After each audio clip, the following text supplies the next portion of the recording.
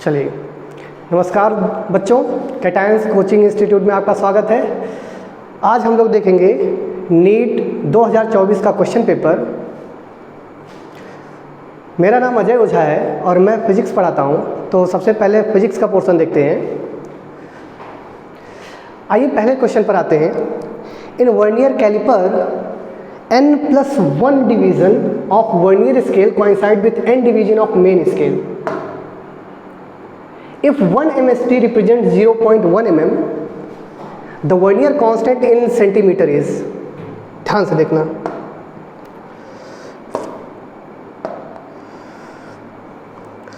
अगर हम लोग यहाँ पर देखें तो n डिवीजन किसका है? n डिवीजन है मेन स्केल का।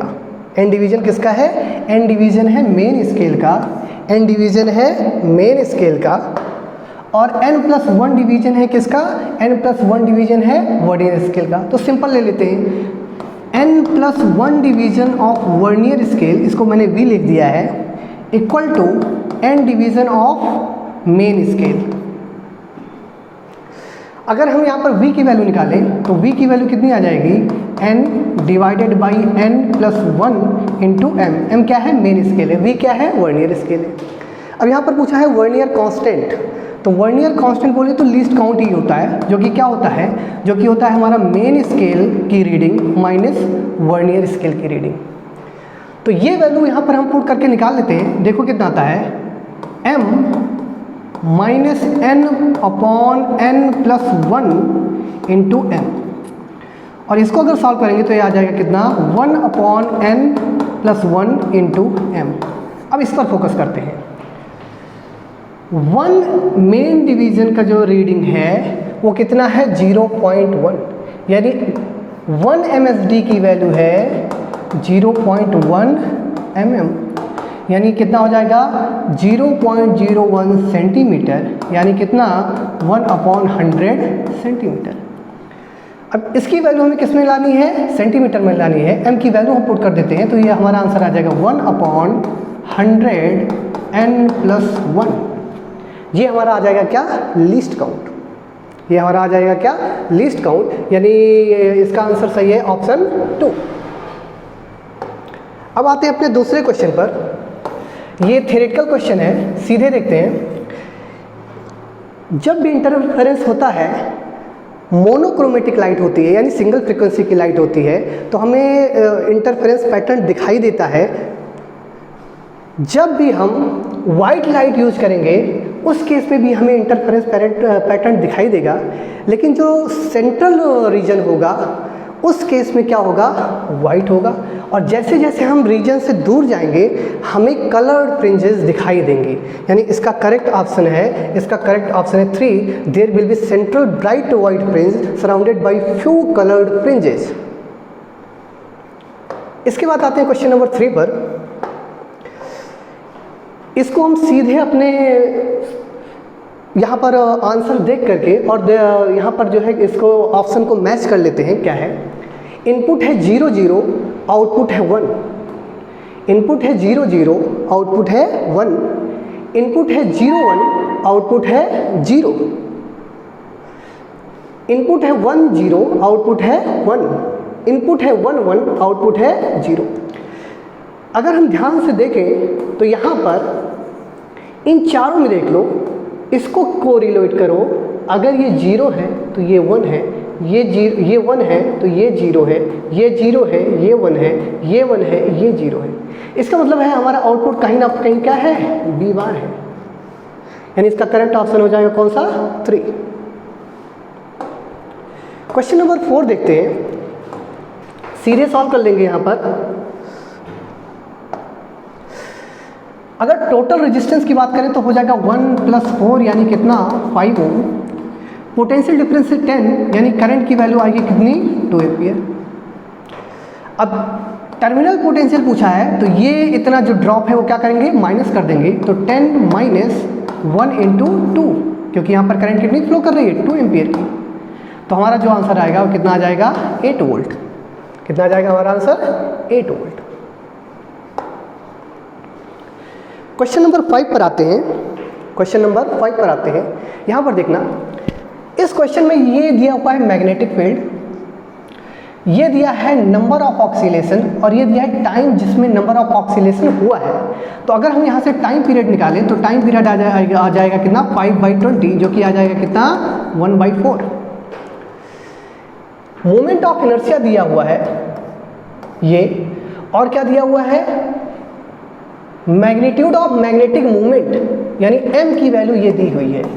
तो हमें क्या निकालना है, x की वैल्यू। सीधे फॉर्मूला यूज करेंगे, t इक्वल टू कितना 2π√I divided by mb।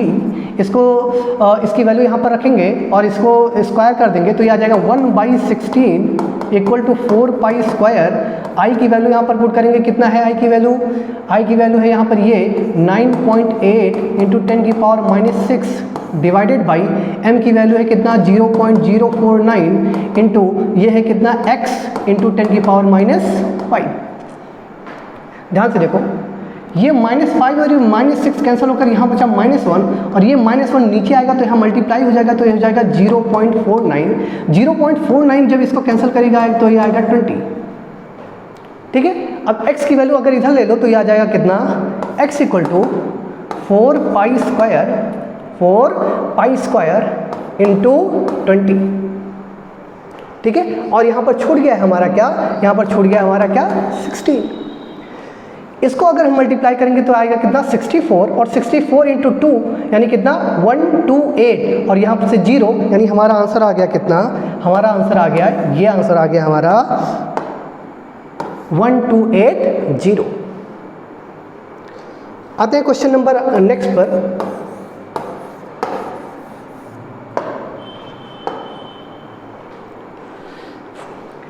A wire of length L, resistance 100 ओम, एकदम बेसिक क्वेश्चन है, सिंपल क्वेश्चन है। इसको 10 पार्ट में कट किया गया, यानी हर पार्ट का रेजिस्टेंस कितना हुआ 10 हुआ। 5 को अगर हमने जो है सीरीज में लगा दिया तो उनका रिजल्टेंट कितना आया 50 ओम आया। अगले 5 को हमने क्या किया, पैरेलल लगाया, यानी क्या हो जाएगा 1/10 प्लस 1/10 प्लस 1/10 प्लस 1/10, ऐसे 5 बार तो हो जाएगा कितना 5/10, यानी रेजिस्टेंस कितना आ जाएगा 2। अब ये जो कॉम्बिनेशन आया है और ये कॉम्बिनेशन आया है, इन दोनों को हमने लगाया है कहाँ पर, इसको हमने लगाया है सीरीज में, तो 50 प्लस 2 यानी कितना 52 ओम आंसर। अगले क्वेश्चन पर आते हैं, ध्यान से देखना। 10 न्यूटन का फोर्स अप्लाई किया गया है, 10 न्यूटन का फोर्स अप्लाई किया गया है, टोटल मास है 5 kg, तो एक्सीलरेशन प्रोड्यूस होगा कितना 10/5 यानी कितना 2 मीटर पर सेकेंड स्क्वायर। अब पूछा क्या गया है, पूछा गया है force exerted by block A, force exerted by block A on block B, यानी ब्लॉक 3 का हम अगर फ्री बॉडी डायग्राम बनाएं तो इसका एक्सेलरेशन इधर है 2 से और ये है फोर्स हमारा, मान लेते हैं ये n है, तो n इक्वल टू कितना हो जाएगा 2 इंटू 3 यानी कितना 6 न्यूटन। क्या जाएगा हमारा आंसर 6 न्यूटन। अगले क्वेश्चन पर आते हैं।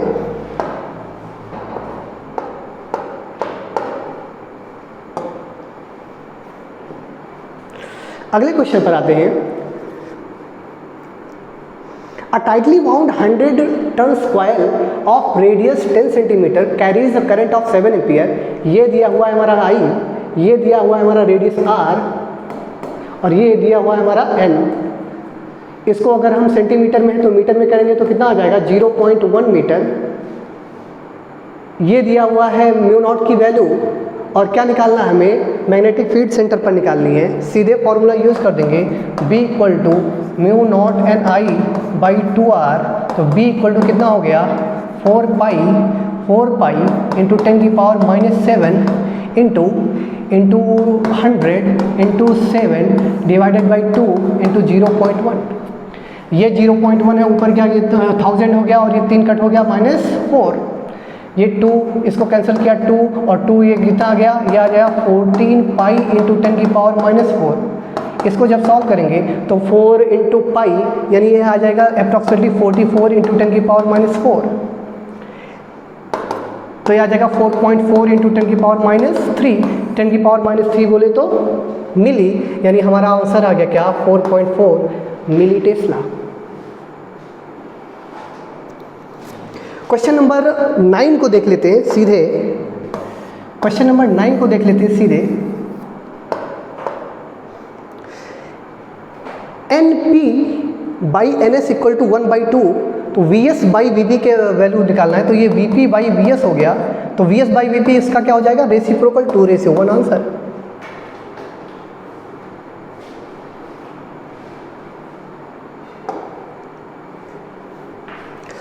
आगे देखते हैं, इस ग्राफ को देख लो, डी ब्रोगली वेवलेंथ, तो हमें पता है E is directly proportional to 1/λ², यानी E इक्वल टू क्या, कोई एक कांस्टेंट डिवाइडेड बाई कितना λ²। इस पूरे को क्या मान लो, इस पूरे को मान लो x, यानी E इक्वल टू कितना kx। इसका ग्राफ कैसा बनेगा, स्ट्रेट लाइन।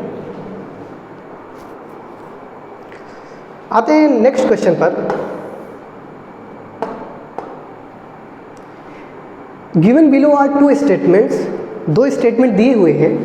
पहला है atoms are electrically neutral as they contain equal number of positive and negative charge. ये एकदम करेक्ट है, ये एकदम क्या है, करेक्ट है।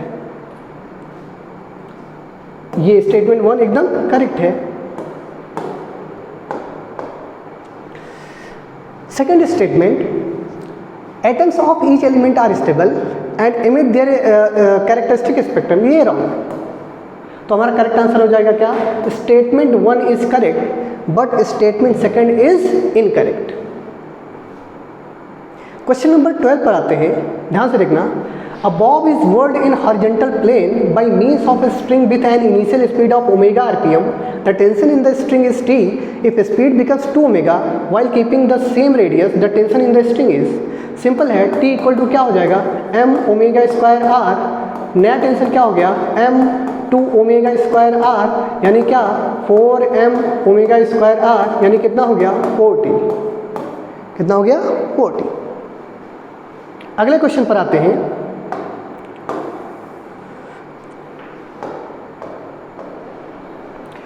Consider the following statement A, B and identify the correct answer. For solar cell, IV characteristic lies in 4th quadrant, एकदम correct है।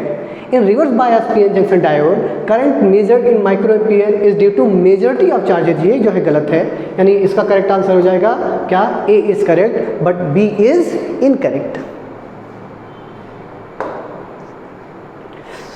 इसको देखते हैं, ये एक साइक्लिक प्रोसेस है। अगर पूरे का वर्क डन पूछा जाता तो हम क्या लेते हैं, नेगेटिव और इसका एरिया, लेकिन पूछा है B to C का work done, path B to C के अलोंग, तो ये क्या है कांस्टेंट वॉल्यूम का जो है लाइन है, यानी यहाँ पर वर्क डन क्या होगा 0 होगा। अगले क्वेश्चन पर आते हैं।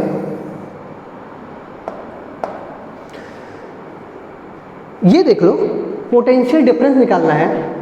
यहाँ पर पोटेंशियल कुछ है मान लेते हैं x है, इसके अंदर जाएंगे पोटेंशियल कांस्टेंट हो गया, यानी जितना पोटेंशियल पॉइंट P पर उतना पोटेंशियल पॉइंट C पर, पोटेंशियल डिफरेंस कितना 0।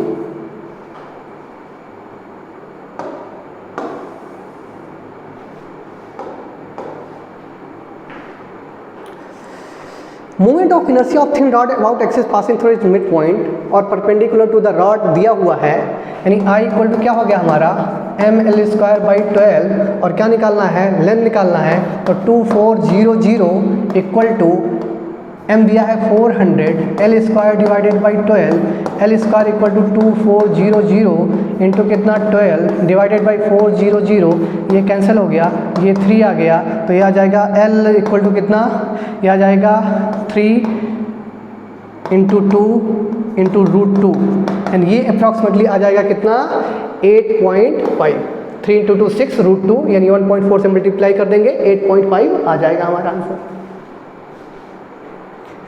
ये थ्योरेटिकल क्वेश्चन है। A particle moving with uniform speed in circular motion maintains, इसकी वेलोसिटी भी वेरिएबल रहती है और एक्सीलरेशन भी वेरिएबल रहता है। ऑप्शन डी करेक्ट है। क्वेश्चन नंबर 18 को देखते हैं। Energy of photon is EV equal to S nu, ये एकदम करेक्ट है। Velocity of photon is c, correct है। Momentum of photon p is s nu by c, correct है। In a photon electron collision both total energy and total momentum are conserve, correct है। Photon possess negative charge, ये wrong है। यानी क्या आ जाएगा इसका answer A B C D only. Question number 19 को देखते हैं। At any instant of time the displacement of particle is given by ये। फोर्स दिया हुआ है, इंस्टेंटेनियस पावर निकालना है। Instantaneous power P equal to होता है एफ वी, हमें V चाहिए, F दिया हुआ है, तो इसको एक बार डिफ्रेंशिएट करेंगे, क्या निकल आएगा, वेलोसिटी निकल आएगी। तो V इक्वल टू क्या हो जाएगा, ds बाई डी टी, जो कि क्या आ गया 2, तो पावर क्या आ गया 5 इंटू 2 यानी कितना 10।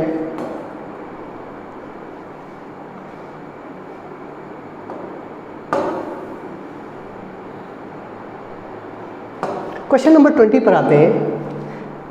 बेसिक स्नेल्स लॉ का क्वेश्चन है, स्नेल्स लॉ अप्लाई कर देते हैं यहाँ पर, ध्यान से देखना।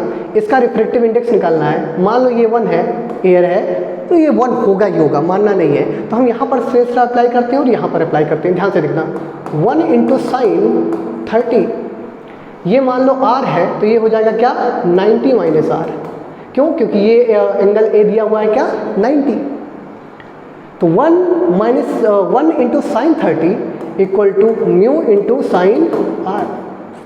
तो यहाँ से देख लो, साइन r की वैल्यू आ गई कितनी, म्यू 1/2 म्यू, इक्वेशन 1 मान लो। स्नेल्स लॉ यहाँ पर अप्लाई करते हैं, तो यहाँ पर ये देखो एंगल ऑफ रिफ्लेक्शन कितना है 90 डिग्री है, तो कितना हो जाएगा mu into sine 90 minus r equal to sine 90।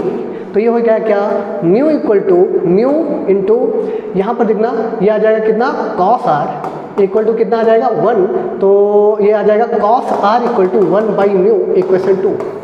दोनों इक्वेशन को क्या करेंगे, स्क्वायर करेंगे और ऐड कर देंगे। तो स्क्वायर करके ऐड करेंगे, क्या मिलेगा 1/4 mu square plus 1 by mu square equal to 1, क्योंकि sine square theta plus cos square theta equal to क्या होता है 1 होता है। इसको अगर हम रीअरेंज करें तो ये हो जाएगा कितना 5 divided by 4 mu square equal to 1, तो म्यू इक्वल हो जाएगा का √5/2, ऑप्शन 2 करेक्ट।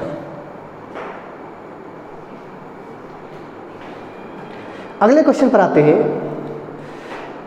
इसका इक्विवेलेंट कैपेसिटेंस निकालना है, तो इसका कोई रोल नहीं है। ये देखो 2 और 2 किस में है, ये 2 और 2 सीरीज में है, तो ये हो गया 1। ये 2 और 2 सीरीज में है, तो ये हो गया 1। 1 और 1 किस में है, पैरेलल में, तो ये हो गया कितना 2।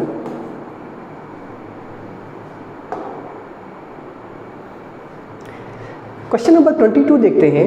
Quantities which have same dimension as those of solid angle. इसमें स्ट्रेन आर्क है, इसमें स्ट्रेस एंगल है, एंगुलर स्पीड स्ट्रेस है। स्ट्रेन का कोई डायमेंशन नहीं होता है, एंगल का कोई डायमेंशन नहीं होता है, सॉलिड एंगल का भी कोई डायमेंशन नहीं होता है। ऑप्शन 1 क्या हो गया, करेक्ट हो गया। क्वेश्चन नंबर 23, ध्यान से देखना। लेंथ दिया हुआ है, लेंथ दिया है कितना 1 मीटर। यंग मॉडुलस दिया है और क्या दिया, इलास्टिक लिमिट लिया हुआ है। मैक्सिमम इलॉन्गेशन निकालना है, तो इलास्टिक लिमिट मान लिया मैंने क्या है, elastic limit F equal to कितना हो जाएगा L delta L by L, ये डेल्टा L निकालना है, तो ये हो जाएगा कितना 8 इंटू 10 की पावर 8 इक्वल टू 2 इंटू 10 की power 11 into delta L divided by length कितना है 1, तो डेल्टा L इक्वल टू कितना हो जाएगा, ये देखो कितना आ गया 4 इंटू ये 10 की पावर 8 है, 10 की पावर 11 है, ऊपर आएगा -11 हो जाएगा, तो ये हो जाएगा 10 की पावर -3। 10 की पावर -3 मतलब क्या होगा मिली, और ये हो गया क्या, यानी 4 mm।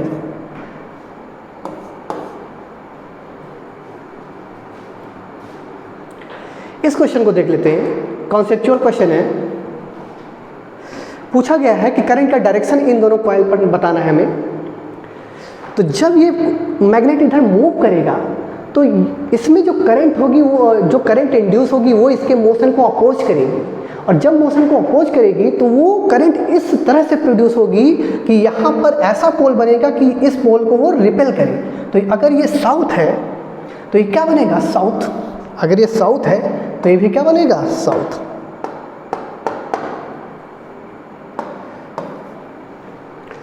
और ये नॉर्थ है तो इसको दूर जाने से रोकेगा, तो यहां पर भी क्या बनेगा, यहां पर बनेगा साउथ।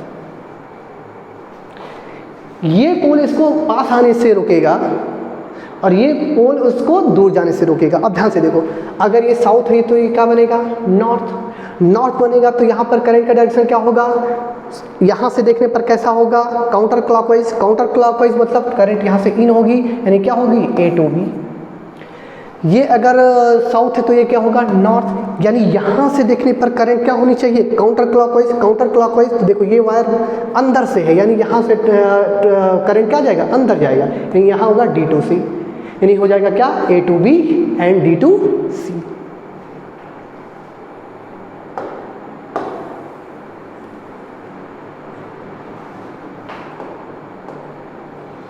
क्वेश्चन नंबर 25 को देखते हैं। हमारे पास g की वैल्यू होती है क्या, gm divided by R square. अब देख लो, मान लो नए प्लेनेट का जो एक्सीलरेशन ड्यू टू ग्रेविटी है वो है g डैश, तो ये हो जाएगा कितना, g और मास हो गया उसका 1/10 m/10 और रेडियस क्या कर दिया गया, हाफ, तो ये हो जाएगा क्या, आर स्क्वायर बाई 4, यानी g डैश इक्वल टू क्या, 4/10 into G M divided by R square. इसकी वैल्यू कितनी है, 9.8, तो जी डैश की वैल्यू कितनी हो गई, 0.4 इंटू 9.8, यानी ये आ जाएगा कितना, 3.92 मीटर पर सेकेंड स्क्वायर। अगले क्वेश्चन की तरफ आते हैं। इस क्वेश्चन को अगर हम ध्यान से देखें तो हमारे पास फार्मूला है 1/λ equal to R 1/n1 square minus 1/n2 square. Solve करने की ज़रूरत नहीं है, पहला ये देख लो, n2 3 से 2 पर गया है, 3 से 2 गया है मतलब फर्स्ट सीरीज, तो ये हो जाएगा कितना, 6563 एंगस्ट्रॉम हम लोगों ने पढ़ा हुआ है। तो इसको नैनोमीटर में कन्वर्ट करो, कितना आएगा, 656.3 नैनोमीटर, यानी ए का हो गया क्या, 3। तो पहले देख लेते हैं, ए का 2 है, ए का 4 है, ए का 1 है, पहला वाला ही मैच हो गया, बाकी कुछ सॉल्व करने की ज़रूरत ही नहीं है, एक हमारा मैच हो गया इसमें।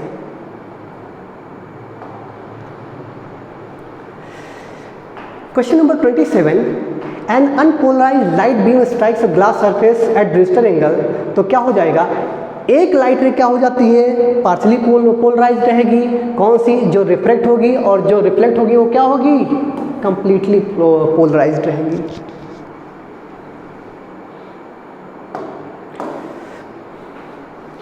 मैचिंग वाले क्वेश्चन पूरा सॉल्व करने की ज़रूरत नहीं है, एक देखेंगे, दो देखेंगे, हमारा आंसर आ जाएगा। डायमैग्नेटिक अगर है तो 0 से -1 के बीच में, यानी ऑप्शन 1 और ऑप्शन 2 में से कोई एक हो सकता है। आगे देखिए, फेरोमैग्नेटिक ग्रेटर देन 1, यानी दूसरे का क्या है, थर्ड, तो ये तो नहीं होगा, कौन सा ऑप्शन हो गया, सेकंड वाला करेक्ट, फर्स्ट वाला करेक्ट हो गया।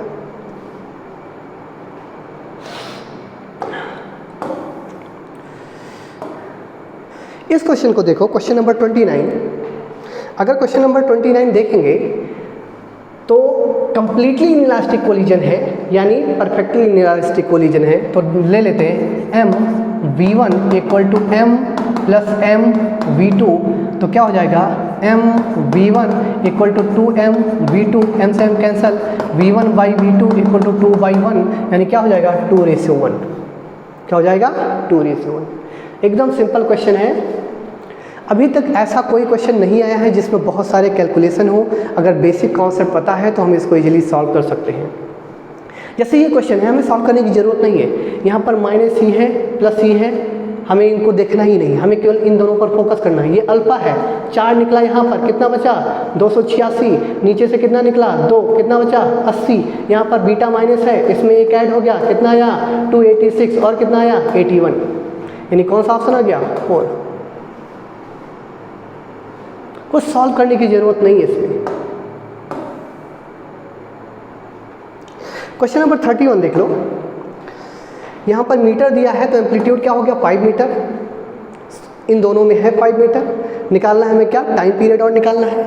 यहाँ पर अगर हम देखें तो इसका स्टैंडर्ड फॉर्म होता है ओमेगा टी, यहाँ पर रहता है, तो ओमेगा की वैल्यू कितनी है, ओमेगा की वैल्यू है कितनी, पाई, यानी 2π/t इक्वल टू क्या, पाई, तो t इक्वल टू कितना आया, 2 सेकेंड, 5 और 2 सेकेंड, करेक्ट आंसर।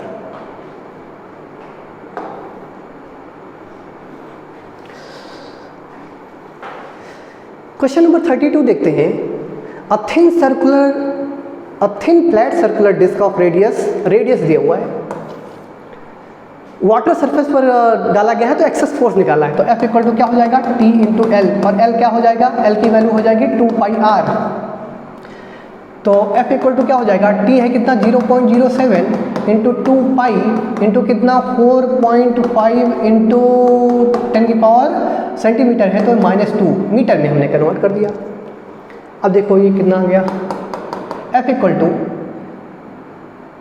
इस पॉइंट को यहाँ करके एक इधर बढ़ा देते हैं तो 0.7 इंटू कितना हो जाएगा 9 पाई इंटू 10 की पावर -3, तो ये लगभग आएगा कितना 9 पाई 0 से, ये लगभग इसको अगर कैलकुलेट करोगे तो ये आएगा कितना 19.1, F इक्वल टू कितना आ जाएगा 19.8 इंटू 10 की पावर -3 न्यूटन, तो ये 10 की पावर 3 में -3 हटा देंगे तो क्या आ जाएगा मिली न्यूटन। चलो क्वेश्चन नंबर 33 को देखते हैं। यहाँ पर इनपुट दिया गया A, तो यहाँ पर आ जाएगा क्या, यहाँ पर आ जाएगा हमारा क्या A बार, यहाँ पर इनपुट दिया गया B, तो यहाँ हमारा आ जाएगा क्या B बार, यहाँ पर देखो क्या आएगा A bar plus B bar का बार, तो ये हो जाएगा क्या AB एंड गेट।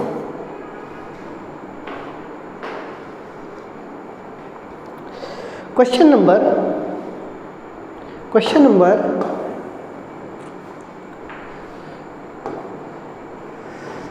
34 पर आते हैं।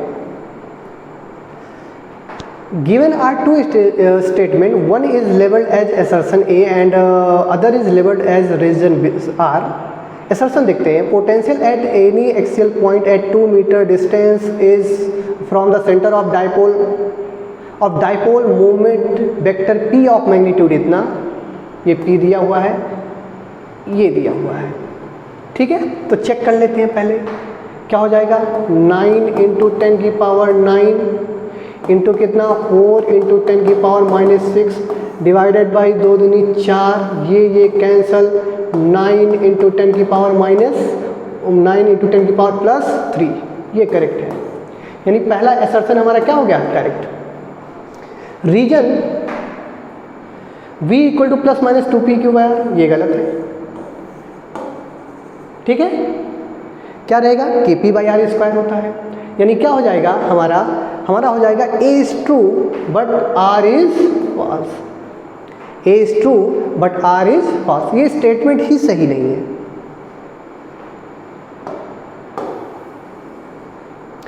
ये एकदम थियोरेटिकल क्वेश्चन है, सारे लोग इसको रटे हुए होते हैं। ये v वेलोसिटी से चल रहा है तो यहाँ पर क्या हो जाएगा, ये हो जाएगा 0, ये हो जाएगा 2v, यानी v is moving faster than q, p is moving faster than q, simple answer है इसका।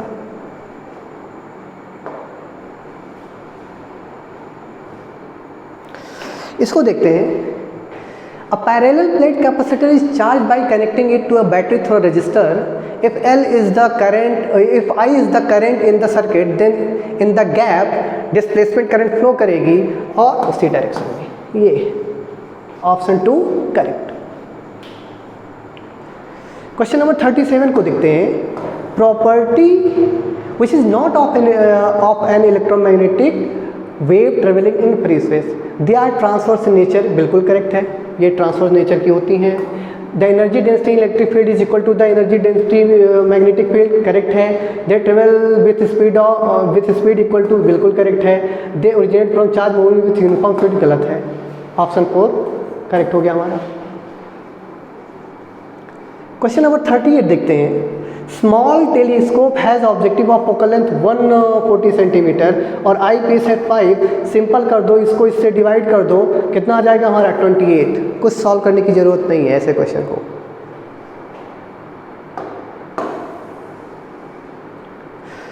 ध्यान से देखना, दो हीटर है, एक का पावर है 1 किलोवाट, और दूसरे का पावर है 2 किलोवाट। पहले इनको सीरीज में कनेक्ट किया गया, फिर इनको पैरेलल कनेक्ट किया गया। इनके पावर के आउटपुट का रेशियो निकालना है। तो जब सीरीज में कनेक्ट करेंगे तो कितना आता है, तो पावर क्या होता है, पैरेलल में सीधे ऐड कर देते हैं और सीरीज में क्या रेसिप्रोकल लेकर के ऐड करते हैं, ठीक है। तो हो जाएगा कितना 1, तो ये हो जाएगा कितना 1/1 प्लस 1/2 तो हो जाएगा कितना 3/2, यानी ये पावर कितनी आएगी इसकी सीरीज में पावर आ जाएगी कितनी 2/3। और जब पैरेलल है तो पावर कितना आ जाएगा, तो हो जाएगा 1 + 2 यानी कितना 3। तो PS/PP इक्वल टू कितना हो जाएगा 2/3 इंटू कितना 3 यानी कितना 2/9। कितना आ जाएगा आंसर 2/9। क्वेश्चन नंबर 40 देख लो, जिसका स्लोप ज़्यादा वो ज़्यादा, सबसे ज़्यादा है P1 का स्लोप, उसके बाद है P2 का स्लोप, उसके बाद है P3 का स्लोप, यानी क्या होगा P1 is greater than P2 is greater than P3। Option 4 correct.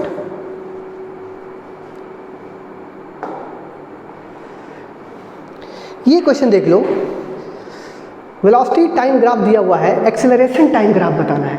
पहले वेलोसिटी इंक्रीज कर रही है यानी एक्सेलरेशन क्या है पॉजिटिव है, उसके बाद वेलोसिटी क्या हो गई कांस्टेंट यानी एक्सेलरेशन क्या है 0, उसके बाद वेलोसिटी डिक्रीज कर रही है यानी एक्सेलरेशन क्या है नेगेटिव। 3 ऑप्शन करेक्ट है।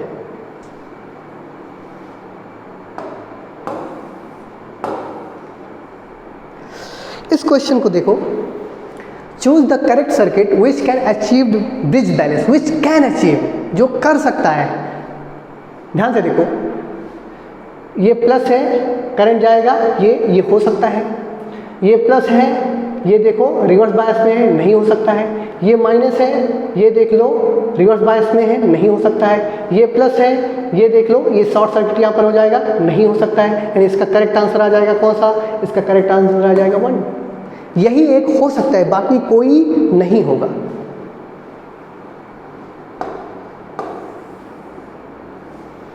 क्वेश्चन नंबर 43 देखते हैं। If the mass of bob in simple pendulum is increase to thrice its original mass and its length is made half its original length, then new time period. तो mass का कोई लेना देना नहीं है Bob के मास से कोई लेना देना नहीं। नया टाइम पीरियड सीधे निकाल लेते हैं। मान लो टाइम पीरियड कितना है 2π√L/g, 2π√L/g। नया टाइम पीरियड क्या हो जाएगा T1 इक्वल टू 2π, L कितना कर दिया गया है, length is made half L/2 into G, तो T1 इक्वल टू कितना हो जाएगा T/√2। और ये दिया हुआ है कि इसकी वैल्यू कितनी है, इसकी वैल्यू है कितनी x/2, इसका मतलब हो गया x/2 इक्वल टू क्या 1/√2, इसका मतलब x इक्वल टू कितना आ गया, x इक्वल टू आ गया √2। क्वेश्चन नंबर 44 देखते हैं। Law of conservation of energy का है, ध्यान से देखना। ये अर्थ है हमारी, यहाँ से R पर एक सैटेलाइट रखा हुआ है और यहाँ से 2R पर इसको लॉन्च करना है, यानी इसकी ऑर्बिटल जो रेडियस हो गई वो हो गई कितना 3R, कितनी हो गई 3R, और ये यहाँ से v वेलोसिटी से मूव करेगा। सैटेलाइट जब यहाँ पर है तो काइनेटिक एनर्जी कितनी है उसको देना पड़ेगा। यहाँ पर पोटेंशियल एनर्जी निकाल लेते हैं, ध्यान से देखना। यहाँ पर पोटेंशियल एनर्जी कितनी होगी -G M divided by R, और यहाँ पर हमने K काइनेटिक एनर्जी मिनिमम दी जो हमें निकालना है, इक्वल टू जब यहाँ पहुँचेगा तो इसकी एनर्जी कितनी हो जाएगी काइनेटिक एनर्जी, जो कि कितना होगा ½ M, और हो जाएगा G M divided by 3R -G M divided by 3R।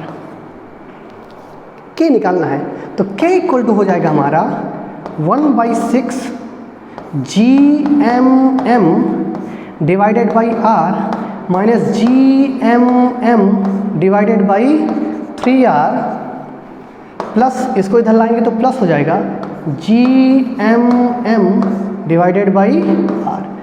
GMM divided by R common ले लेंगे, तो अगर हम इसको कॉमन लेते हैं, अगर हम इसको कॉमन लेंगे तो क्या होगा, ध्यान से देखना।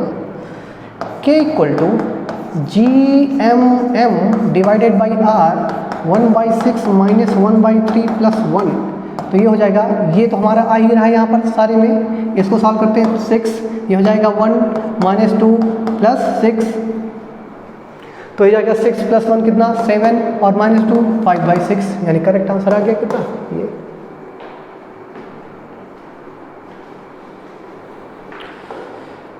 क्वेश्चन नंबर 45 देखते हैं। क्वेश्चन नंबर 45 देखते हैं। A sheet is placed on horizontal surface in front of strong magnetic pole. A force is needed. अगर मैग्नेटिक फोर्स में है और वो मैग्नेटिक है तो हमें फोर्स लगाना पड़ेगा, यानी क्या हो जाएगा, ए करेक्ट है। To hold the sheet there if it is non magnetic, यहाँ पर फोर्स हमें नहीं लगाना पड़ेगा, ये गलत है।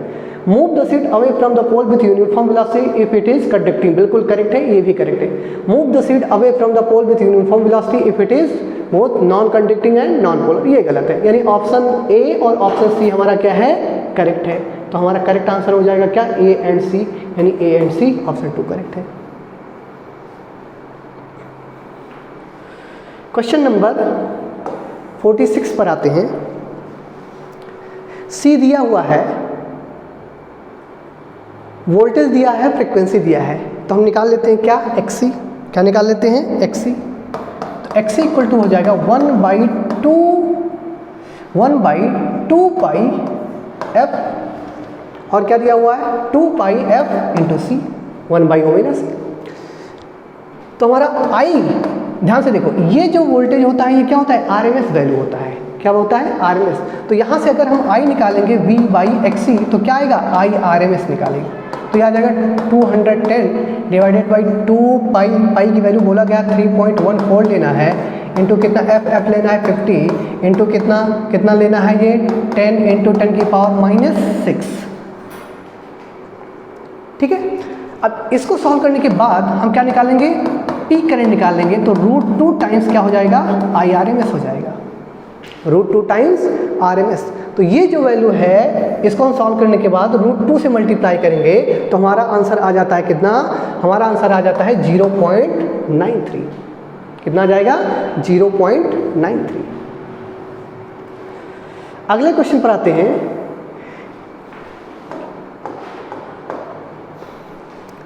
इस क्वेश्चन में देखो, लीनियर थर्मल एक्सपेंशन अल्फा दिया हुआ है, तो हमें पता है क्या, डेल्टा L/L इक्वल टू होता है अल्फा टी, यानी और टी डेल्टा टी यहाँ कर दो, तो डेल्टा टी की वैल्यू दिया है कितना, 0 to 100, यानी डेल्टा टी की वैल्यू कितनी आएगी, 100 आएगी। निकालना क्या है, निकालना हमें कंप्रेसिव फोर्स डेवलप्ड। क्या निकालना है, कंप्रेसिव फोर्स डेवलप्ड। तो कंप्रेसिव फोर्स डेवलप्ड क्या है, ध्यान से देखना, F/A equal to y delta L/L।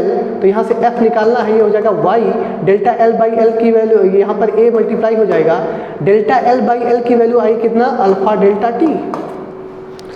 अब इसको अगर सॉल्व करेंगे तो ध्यान से देखना, F इक्वल टू कितना आया, F इक्वल टू y की वैल्यू कितनी है हमारी, 0.5 इंटू 10 की पावर 11 इंटू क्या है A कितना है हमारा 10 की पावर -3 इंटू क्या है अल्फ़ा की वैल्यू है 10 की पावर -5 इंटू क्या है, इंटू है हमारा क्या, इंटू है 100। ठीक है, अब ध्यान से देखना, 10 की पावर -5 और 10 की पावर -3, ये हो गया -8। ठीक है, -8 और ये 2 चला गया -6, तो यहाँ पर आ जाएगा कितना, 0.5 इंटू 10 की पावर कितना आएगा, 5। ठीक है, अच्छा अगर ये 5 आया तो यहाँ पर देख लो, इसको हम देख सकते हैं क्या, 100 से मल्टीप्लाई करेंगे, 50 इंटू 10 की पावर कितना आ गया, 3, यानी कौन सा आएगा, हमारा आएगा ऑप्शन सेकेंड। ये करेक्ट आंसर हो गया हमारा।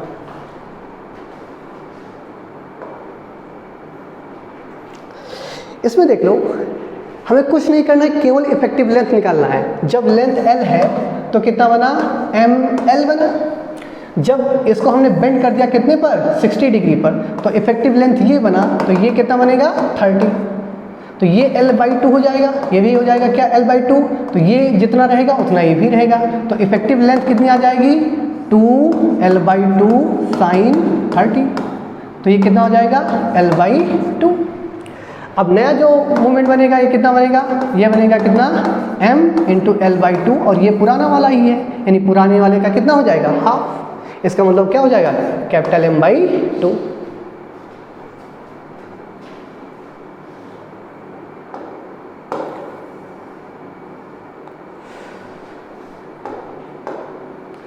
क्वेश्चन नंबर 49 पर आते हैं। If the plate of parallel plate connected to battery are moved close to each other, then अगर डी जो है डिक्रीज करेंगे, C equal to K epsilon naught A by D, D अगर क्या करोगे डिक्रीज करोगे तो C क्या होगा, इंक्रीज होगा। ठीक है, यानी चार्ज पहला तो करेक्ट हो गया, पहला करेक्ट हो गया क्या, charge stored in it increases, बहुत अच्छी बात है। दूसरा एनर्जी स्टोर इन डिक्रीजेज, नहीं चार्ज अगर इंक्रीज होगा तो एनर्जी भी इंक्रीज करेगी, ये गलत है। तीसरा इट्स कैपेसिटेंस इंक्रीजेज, यहीं से देख सकते हैं सी इंक्रीज कर रहा है, यानी ये क्या है, सही है। D the ratio of charge to potential remain same, नहीं, क्योंकि पोटेंशियल कांस्टेंट है तो रेशियो सेम नहीं रहेगा। Product of charge end voltage increases, product of charge end voltage increases, बिल्कुल ये क्या करेगा, इंक्रीज करेगा। तो कौन सा ऑप्शन हो जाएगा, ए सी एंड ई ओनली। चलिए क्वेश्चन नंबर 50 को देखते हैं। फोर्स को डिफाइन किया गया है alpha T square plus beta T, और हमें क्या निकालना है, डायमेंशनलेस। ये अल्फा और बीटा क्या है, कांस्टेंट है, और पूछा गया है कि इसमें से कौन सा डायमेंशनलेस है। तो ध्यान से देखो, ये दोनों क्या कर रहे हैं, ये दोनों ऐड हो रहे हैं, यानी इनका डायमेंशन क्या है, सेम है। इसका मतलब अल्फा टी स्क्वायर का डायमेंशन किसके इक्वल है, बीटा टी के। अगर मैं इसको इधर ट्रांसफर कर लूँ तो यहाँ 1 आ जाएगा डायमेंशनलेस, तो क्या है जाएगा, alpha T square divided by beta T equal to 1। T से T cancel, alpha T by beta, ये क्या हो जाएगा, dimensionless. Option B correct. Thank you.